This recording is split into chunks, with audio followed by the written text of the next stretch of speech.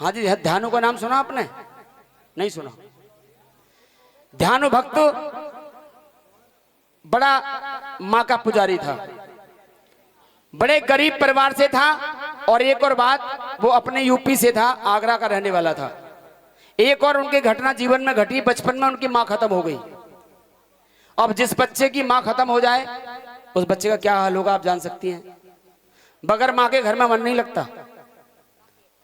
माँ यदि 10 दिन के लिए अपने पीहर चली जाए, माँ यदि 10 दिन के लिए अपने पीहर चली जाए तो बच्चे मारे मारे घूमते हैं।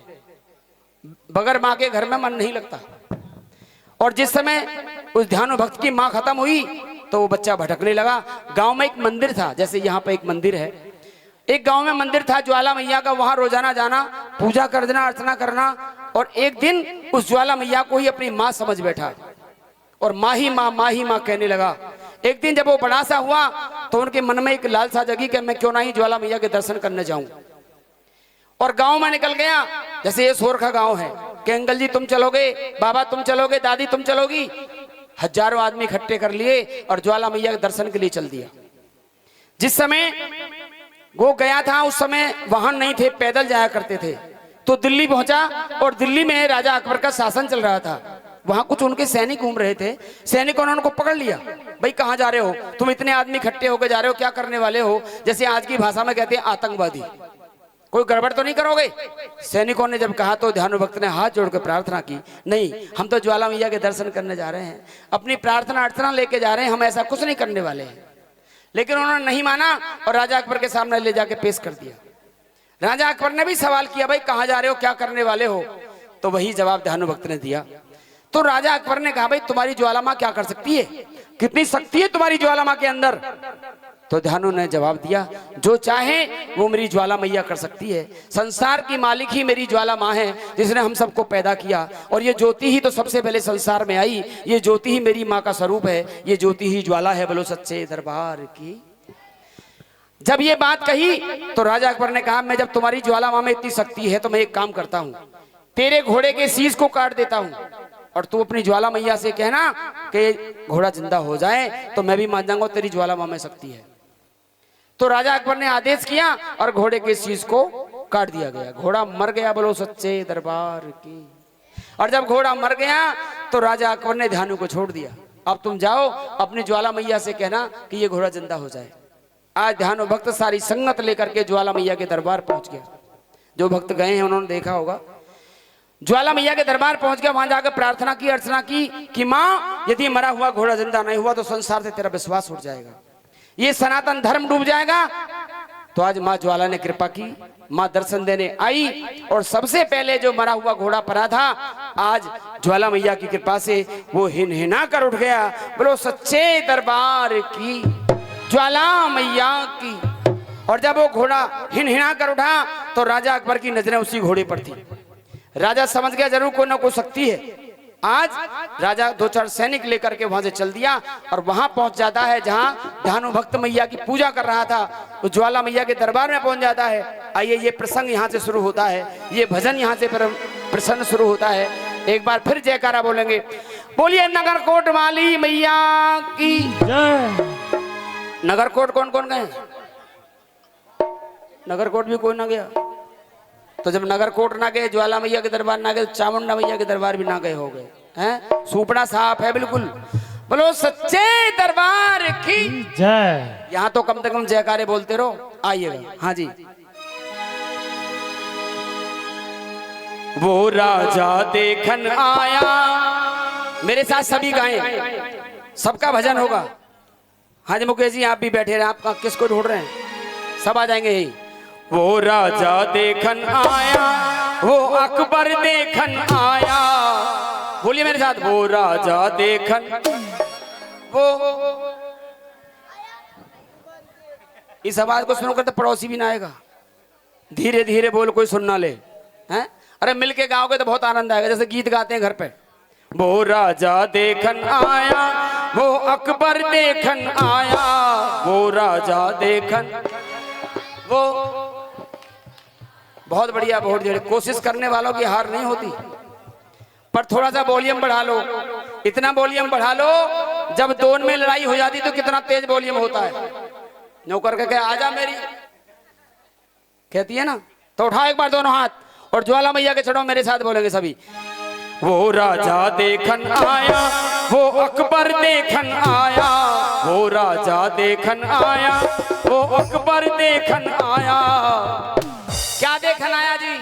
तो उठाओ एक बार दोनों हाथ बिल्कुल ऊंचा करके और मेरे साथ बोलेंगे, ज्वाला मैया का दरबार यूं अकबर देखन आया, ज्वाला मैया का दरबार यूं अकबर देखन आया। बोलिए ताली बजाएं।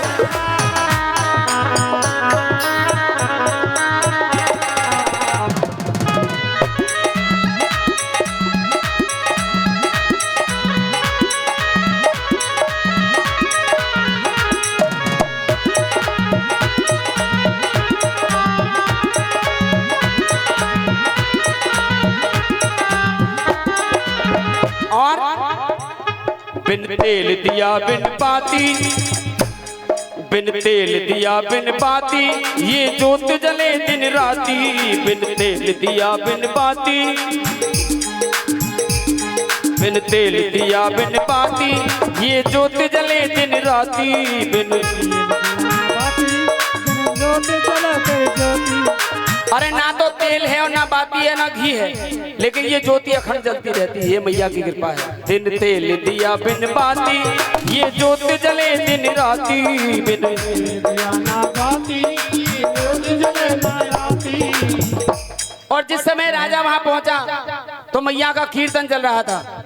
और आप भी अपनी जिब्बिया को पवित्र करें और 9 देवियों की जय जयकार बोले मेरे साथ। प्रेमियों प्रेम से बोलो ओ जय माता दी, भंडार भरेगी माँ शेरा वाली, माँ मनसा देवी, माँ चंडी देवी, साकुम्बरी देवी, माँ नैना देवी, हो ज्वाला मैया, नगर कोट वाली, चामुंडा मैया, जय वैष्णो देवी, जय काली मैया। और वहाँ पे हो रही जय जयकार यूं अकबर देखन आया। शेरा वाली का दरबार यूं अकबर देखन आया। जय हो।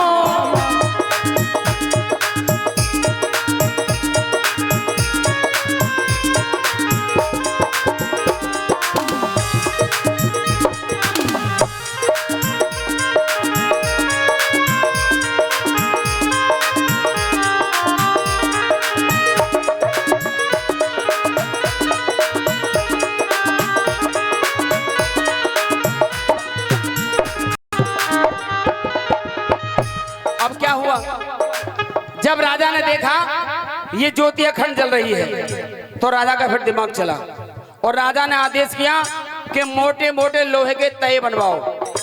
तय जानते हो, जिन पे खाना बनाते हैं। और तय भी कितने? 7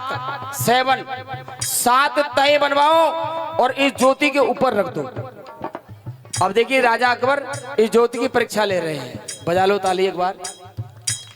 लोहे के तय बनवाए, लोहे के तय बनवाए, ज्योति ऊपर रखवाए। लोहे के तय बनवाए,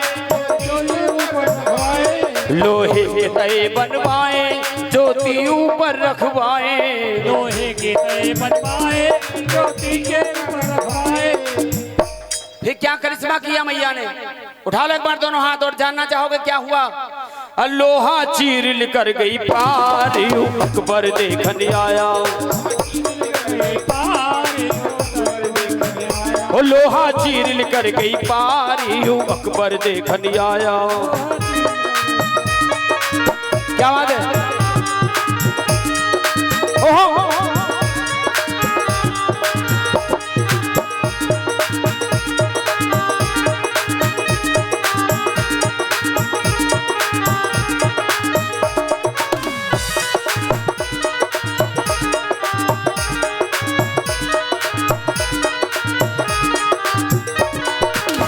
जब राजा ने देखा कि ये तो ज्योति लोहे के तय को भी तोड़ करके निकल गई तो राजा का जो घमंड था, घमंड वो चूर होने लगा।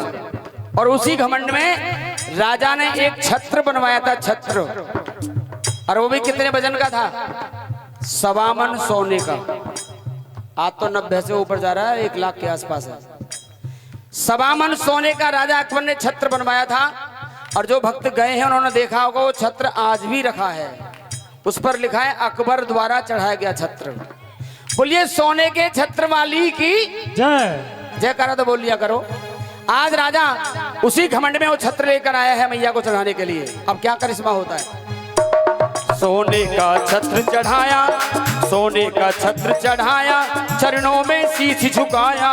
सोने का छत्र बनाया, शीश झुकाया। और सोने का छत्र चढ़ाया, चरणों में शीश झुकाया।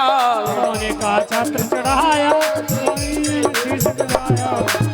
आज चरणों में शीश झुका करके वो राजा अकबर जैसे ही माँ भगवती को, माँ ज्वाला को छत्र चढ़ाते हैं तो एक ज्योति निकल कर आती है। और जैसे ही छत्र को छुआ, वो छत्र ऐसा हो गया है कि वो आज सोने का भी नजर नहीं आता। किस धातु का हो गया ये पता ही नहीं लगा आज तक। वैज्ञानिकों ने बहुत कोशिश की है। वो छत्र क्या हो गया, ये मैया की कृपा ने उस राजा के घमंड को दूर किया। अब बजाओ ताली एक बार दो। सोने का छत्र चढ़ाया, चरणों में शीश झुकाया। सोने का छत्र चढ़ाया, चरणों में शीश झुकाया। और हाथ जोड़ के कहता है वो राजा अकबर, और मैया हम बालक नादान यूं अकबर देखन आया, बालक नादान यूं अकबर देखन आया। भैया लाइट वाले भैया मेरी आवाज सुनने हो तो भैया पंखा की व्यवस्था करें, भक्तों को गर्मी लग रही है, बड़ी मेहरबानी होगी।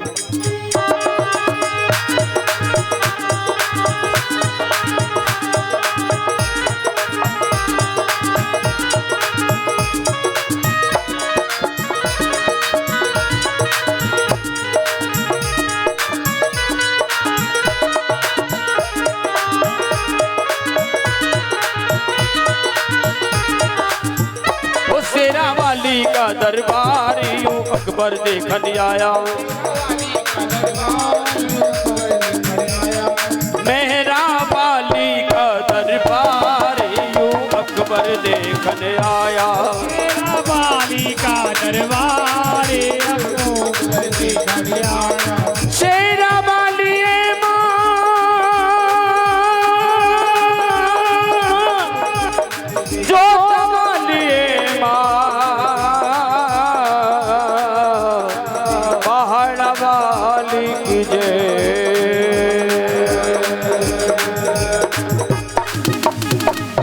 जो सच्चे दरबार की दुर्गा मैया की के माँ तेरे दरबार में भक्त नर चढ़ाए नारियल कच्चा। और ये 100 रुपए की अरदास कराता है वो छोटा बच्चा, नक्शे बच्चा, और छोटे बच्चे की अरदास माई के चरणों के पास। मैया इच्छा पूरी करना, इच्छा पूरी करना, मैया सदा भंडारे भरना, सदा भंडारे भरना। वर दे दे पहाड़ा विच रहने वालिए, पहाड़ा विच रहने वालिए। अब जिन जिनको अरदासें करानी है अपने बच्चों के नाम